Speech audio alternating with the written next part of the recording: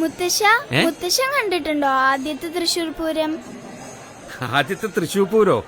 അതൊക്കെ കുറെ കൊല്ലം മുമ്പല്ലേ മോളെ.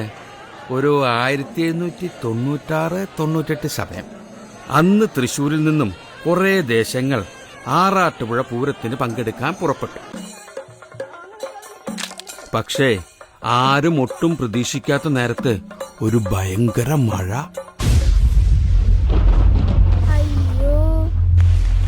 മഴ കാരണം നമ്മുടെ തൃശ്ശൂർ ദേശക്കാർക്കാണെങ്കിലോ ആറാട്ടുപുഴയിലേക്ക് സമയത്തിന് എത്താനും പറ്റിയില്ല. അതുകൊണ്ട് അന്നത്തെ ആറാട്ടുപുഴ നാടുവാഴികള് തൃശ്ശൂർ ദേശങ്ങളെ പൂരത്തുനിന്ന് അങ്ങോട്ട് വിലക്കി. ഒരുപാട് ആശിച്ചു പോയ പൂരത്തിന് പങ്കെടുക്കാൻ പറ്റാത്ത വിഷമം തൃശ്ശൂർക്കാർ ഓടി വന്ന് പറഞ്ഞത് അന്നത്തെ കൊച്ചി രാജാവായിരുന്ന രാമവർമ്മ കുഞ്ഞിപ്പിള്ള തമ്പുരാനോടായിരുന്നു.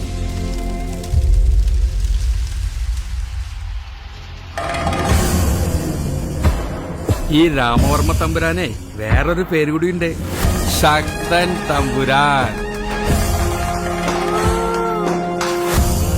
ദേശക്കാരുടെ സങ്കടം കേട്ടിട്ട് തമ്പുരാൻ പറഞ്ഞു, സങ്കടപ്പെടാണ്ടിരിക്കുക, പൂരം ഇനി നമ്മൾ നടത്തും. ഈ ലോകം മുഴുവൻ പൂരം കാണാൻ ഇനി നമ്മുടെ മണ്ണിൽ വരും.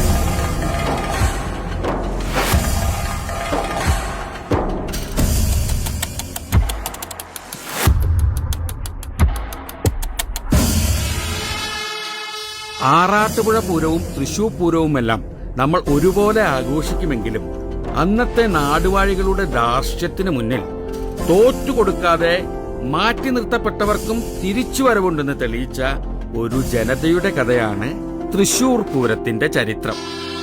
അതിന് നേതൃത്വം കൊടുത്ത മഹാനായ ഒരു രാജാവിന്റെയും കഥ.